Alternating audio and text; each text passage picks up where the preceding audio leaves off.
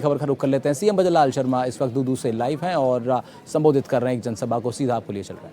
मीणा जी, मेरे सामने बैठे मेरे बिचून गांव के पूजा योग बुजुर्गों, नौजवान दोस्तों और मेरी माता बहनों, सबसे पहले तो मैं आप सभी का वंदन करता हूं, अभिनंदन करता हूं। आप सभी को मैं प्रणाम करता हूं। बड़े सौभाग्य की बात है कि आज जो राजस्थान का ये पखवाड़ा, दीनदयाल उपाध्याय अंत्योदय संबल पखवाड़ा जो प्रारंभ हुआ है, वो आपके बिचून से हुआ है। और आपके बिचून से पखवाड़ा प्रारंभ हुआ है तो इंद्र भगवान की भी कृपा हो गई, गिरिराज धरण की भी कृपा हो गई। जिस तरह से बारिश हो रही है, मैं आपसे कहना चाहता हूं मेरे भाई और बहनों, आज ये हम 24 जून से 9 जुलाई तक चलने वाला पंडित दीनदयाल उपाध्याय अंत्योदय संबल पखवाड़ा का शुभारंभ के अवसर पर हम सभी एकत्रित हुए हैं। अंत्योदय की प्रेरणा स्रोत पंडित दीनदयाल उपाध्याय जी के दर्शन से प्रेरित होकर के ये पखवाड़ा समाज में अंतिम पायदान पर खड़े व्यक्ति को मुख्य धारा में लाने का एक पवित्र संकल्प है।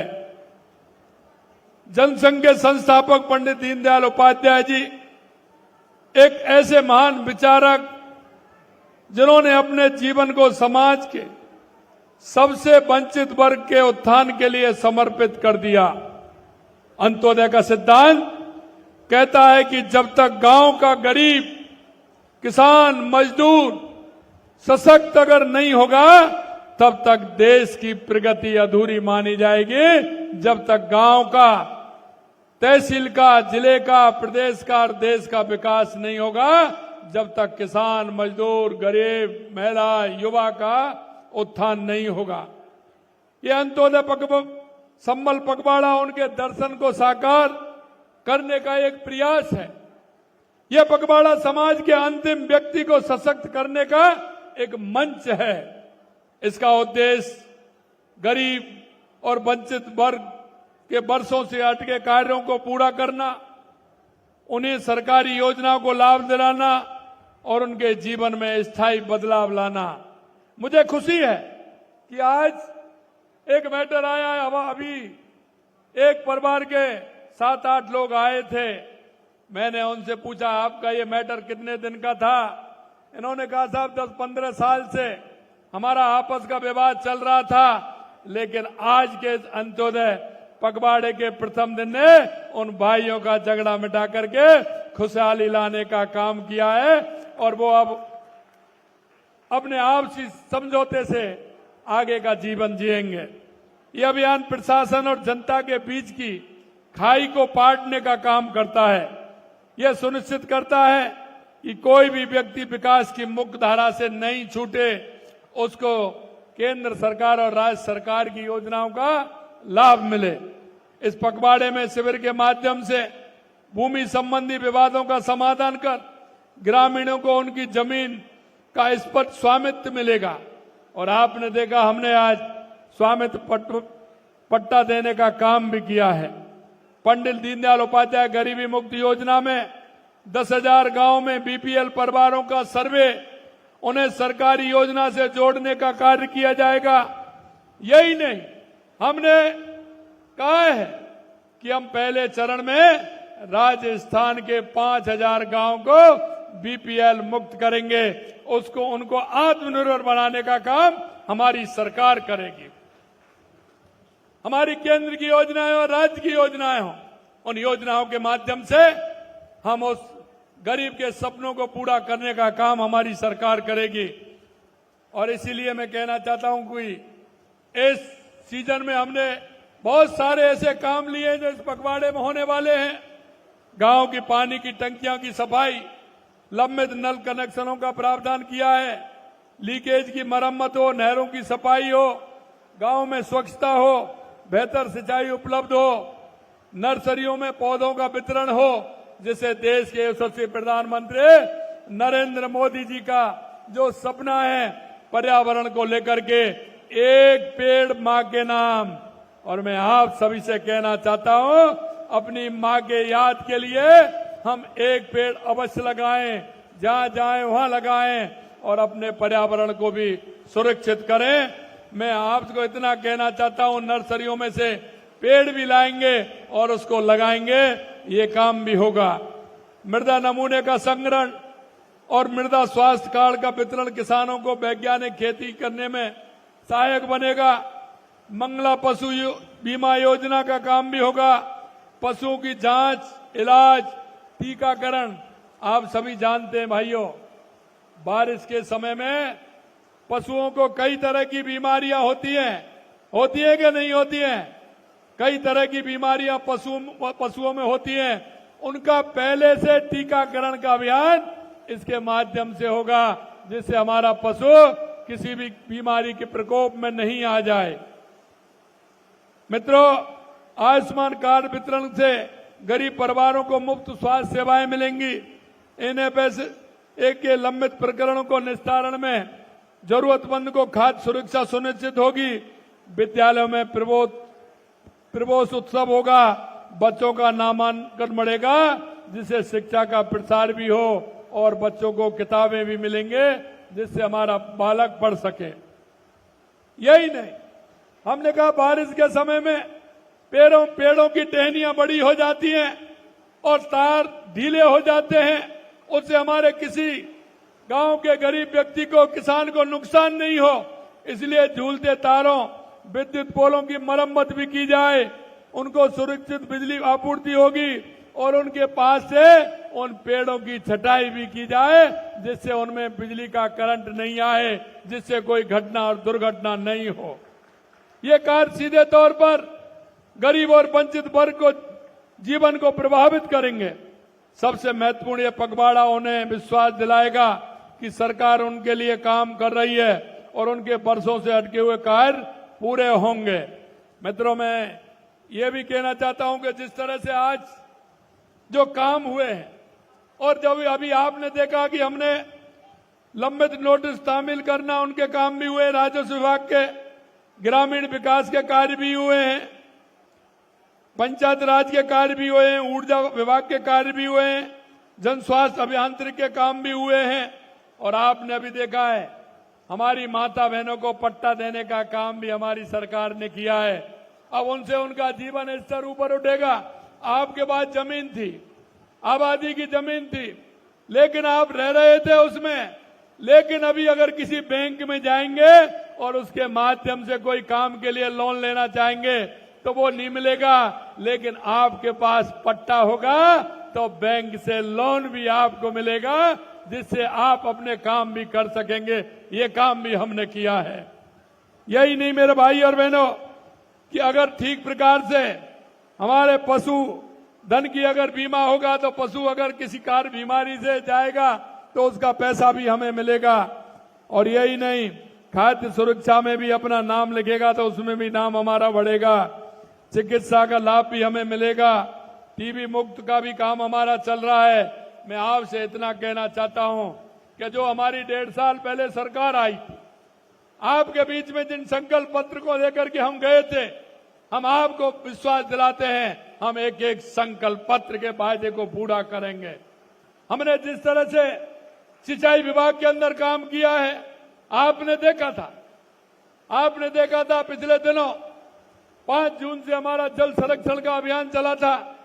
आपने तालाब की पाल को ठीक करना, उनके गेटों को ठीक करना, उनकी ग्रीसिंग करना, जिससे बारिश का पानी आए तो हमारे खेतों में, हमारे बांधों में, हमारे तालाब में, हमारे सरोवर में रुक पाएगा। जिससे हमारा पानी रुकेगा तो हमारे किसान को फायदा होगा। हमारा किसान की खेती अगर अच्छी होगी, पैदा अच्छी होगी, तो मेरा किसान खुशहाल होगा। लेकिन एक तरफ तो लगातार हम काम कर रहे हैं, लेकिन मैं आपको कहना चाहता हूं मेरे भाई और बहनों, हमारे कांग्रेस के मित्र कहते हैं, और हमारे कांग्रेस के मित्र क्या कहते हैं कि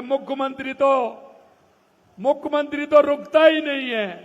अरे भाई, मैं बैठने के लिए थोड़ी हूं, मैं तो मेरे किसान, मजदूर, गरीब, वो भाई है मेरे, उनके काम के लिए हूं और मैं डेली जाऊंगा और मेरे किसान का काम कैसे हो, मजदूर का काम कैसे हो, उसके लिए मैं काम करूंगा।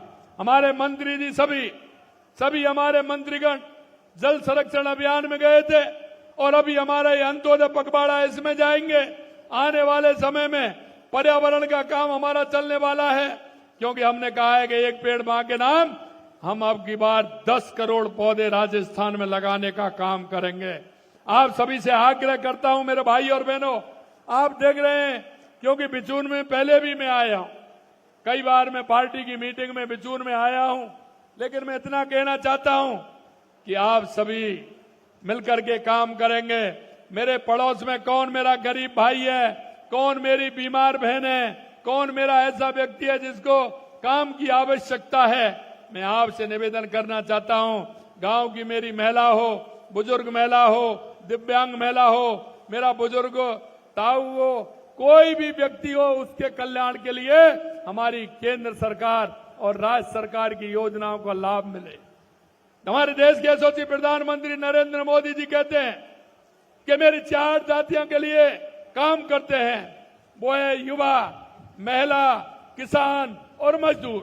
अगर इनका उत्थान होगा तो हमारे प्रदेश का भी उत्थान होगा, हमारे देश का उत्थान होगा। मैं आपसे इतना कहूंगा कि मैंने कल कहा था कि कांग्रेस के लोगों को मैंने कहा था, और मैं आज पेपर भी लेकर के आया हूं आपके सामने। मैं उनसे कहना चाहता हूं कि आपने 5 साल में जितना काम किया, पिछले शुरू के 2 साल में काम किया, आज हम उस पायदान पे हैं क्या उसके बराबर हमारी सरकार ने काम किया है, ये मैं आपको विश्वास दिलाना चाहता हूं। हम बातें नहीं करते, हम काम करते हैं। हम किसान के दर्द को जानते हैं, किसान की उस मेहनत को जानते हैं, गरीब की पीड़ा को जानते हैं, महिला के दर्द को जानते हैं, युवा के उस मन को जानते हैं। वो चाहता है कि मेरे को रोजगार मिले, और रोजगार मिले तो मैं मेरे पिता का सहारा बनूं, मेरी माता का सहारा बनूं। इसलिए हमने कहा है कि युवाओं को 5 साल में 4 लाख नौकरियां देंगे। मैं युवा भाइयों से कहना चाहता हूं, तैयारी करिए, पूरे तैयारी करिए। पहले से ही साल का कैलेंडर निकाल दिया गया है, कब पेपर होगा, कब उसका रिजल्ट आएगा, कब आपको नियुक्ति पत्र मिलेगा। जो कहा है वो हम करके आपको बताएंगे। आपने देखा है कि हमारी सरकार ने बिजली के क्षेत्र में कितना काम किया है। लगातार सिंचाई के क्षेत्र में हमारी सरकार काम कर रही है। और इतना ही नहीं, जब आदमी अच्छी आत्मा से काम करता है तो बंसी वाले की कृपा भी हो जाती है। और आपने देखा होगा पिछली बार एक भी बांध खाली नहीं रहा, एक भी बांध खाली। और आप देख रहे हैं, शायद पहली बार जून के अंदर मैं देख रहा था, अभी जून के अंदर कई बांधों में चादर भी चल रही है, जून के अंदर बुवाई भी हो गई है, और आगे किसान को इसका बहुत बड़ा फायदा भी मिलेगा। मैं आपसे इतना ही कहूंगा कि आने वाले समय में पूरी तरह से हमारा किसान, हमारा मजदूर, हमारी महिला, सभी को इसका लाभ मिले।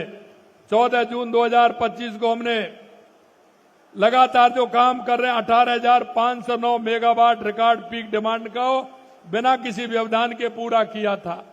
ये पहले जब काम करते थे तो बिजली खरीदनी इनको पड़ती थी, लेकिन हमने इस मजबूरी को खत्म कर दिया और हमने बिजली खरीदने का काम हमने उस हिसाब से नहीं किया। हमने कहा कि जब आवश्यकता पड़ेगी तो करेंगे नहीं, अपनी बिजली से हम पूरा काम करेंगे। अंत में मैं आपको इतना कहना चाहता हूं मेरे भाई और बहनों, हमने केंद्रीय सहकारी बैंकों के माध्यम से 1.5 वर्ष में करीब 35,000 करोड़ रुपए अल्पकालीन ऋण वितरण करने का काम किया है, जबकि पूर्ववर्ती सरकार ने सिर्फ 15,000 करोड़ रुपए दिए थे। हमने 1.5 साल में समर्थन मूल्य 30 लाख मैट्रिक टन गेहूं खरीद की है, जबकि कांग्रेस ने मात्र 11 लाख मैट्रिक टन गेहूं खरीदा था। आधारभूत ढांचे की हम बात करें हमने 1.5 साल में 12,000 किलोमीटर सड़क निर्माण किया है, जबकि गत सरकार ने इतने समय में केवल 3,400 किलोमीटर सड़क बनाई थी। हमने 1.5 साल में जहां सिर्फ 91 गांव को सड़कों से जोड़ने का काम किया था, हमने करीब 1300 से ज्यादा गांव को सड़क से जोड़ने का काम किया है। ये तो सिर्फ कुछ तथ्य हैं। उनकी नाकामी का आलम तो यह है कि आज हम जहां हाथ लगाते हैं वहीं पिछली सरकार की असफलताएं नजर आती हैं। मैं अंत में इतना कहूंगा आपको, हमारा संकल्प और मेहनत से पिछले 1.5 साल में राजस्थान में फिर से विकास की पटरी दौड़ने लगी है और हमारा लक्ष्य है कि राजस्थान न केवल भारत का अग्रणी राज्य बने बल्कि हर नागरिक को जीवन समृद्ध और सशक्त बने। पंडित दीनदयाल उपाध्याय जी का सपना था कि भारत का हर गांव, हर व्यक्ति आत्मनिर्भर बने। ये अंत्योदय संबल पखवाड़ा है, उनसे एक सपने को साकार करने के दिशा में ठोस कदम है। मैं आप सभी से आह्वान करता हूं कि इस अभियान में सक्रिय रूप से भाग लें। अपने गांव के उन लोगों तक पहुंचे जो अभी भी योजनाओं के लाभ से वंचित हैं। शिविरों में जाएं, अपने लंबित कार्यों को पूरा करवाएं, दूसरे को प्रेरित भी करें। आइए हम सब मिलकर के संकल्प लें कि अंत्योदय के इस मिशन को सफल बनाएं और समाज के अंतिम व्यक्ति तक विकास का उजियारा पहुंचाएं। पंडित दीनदयाल उपाध्याय के सपनों को पूरा करें, बाबा साहब भीमराव अंबेडकर के सपनों को पूरा करें। अंत में मैं आपसे इतना कहूंगा कि कांग्रेस ने हमेशा गरीबी हटाओ को नारा दिया था और यह नारा आज का नहीं है। यह नारा तब देश के पहले प्रधानमंत्री नेहरू जी बने थे, नेहरू जी से लेकर के लगातार इंदिरा जी, राजीव जी, सोनिया जी, अब राहुल जी भी दे रहे हैं और भी देंगे, लेकिन कभी उनका गरीब से वास्ता नहीं रहा। अगर गरीब की बात को सुनने का काम किया तो देश के यशस्वी प्रधानमंत्री नरेंद्र मोदी जी ने किया, नरेंद्र मोदी जी ने किया। मैं आपसे कहना चाहता हूं 2014 के बाद देश के अंदर, क्योंकि हम 11 साल देश के यशस्वी प्रधानमंत्री नरेंद्र मोदी जी ने संकल्प से सिद्धि के जो हमारे काम हैं उनको पूरा करने का काम किया है। गरीब कल्याण की योजनाएं हो या हमारे विकास की योजनाएं हो, नक्सलवाद आतंकवाद का खात्मा हो, दुनिया में बढ़ता हुआ भारत का सम्मान हो, हमारी सेना का हौसला बुलंद हो, ये अगर देखने को मिला तो देश के यशस्वी प्रधानमंत्री नरेंद्र मोदी जी के नेतृत्व में मिला। अंत में मैं आपसे इतना ही कहूंगा भाई और बहनों कि हम इस प्रदेश के नागरिक हैं, हम इस देश के नागरिक, हम सभी का दायित्व बनता है कि हम सामूहिक रूप से ऐसे व्यक्ति जो हमारे गरीब भाई बहन जो भी है, इन योजनाओं का लाभ उनको मिले। हम हमारे पड़ोस में नहीं देखते हैं, कभी कभी हम देखते हैं दिए तले अंधेरा नजर आता है, दिए तले अंधेरा, और वो इसलिए आता है कि मैं मेरे पड़ोसी को, मैं मेरे भाई को, बहन को, जो मेरे गांव में मेरा बुजुर्ग है, दिव्यांग भाई है, युवा बेरोजगार है, अगर हम उसकी तरफ देखेंगे तो सरकार की इतनी, केंद्र सरकार और राज्य सरकार की इतनी योजनाएं हैं कि उनका लाभ दिला करके उसके जीवन स्तर को कैसे उठा सकें, उनको पिता का, माता का सहारा वो कैसे बन सके, इस काम को हम सभी करें। अंत में मेरा आप सभी, बारिश का मौसम है, आज इंद्र भगवान की मेहरबानी हो रही है। जब मैं घर से चला तो लगातार वर्षा हो रही है और मुझे भरोसा है। कौन सा बांध बता रहे थे?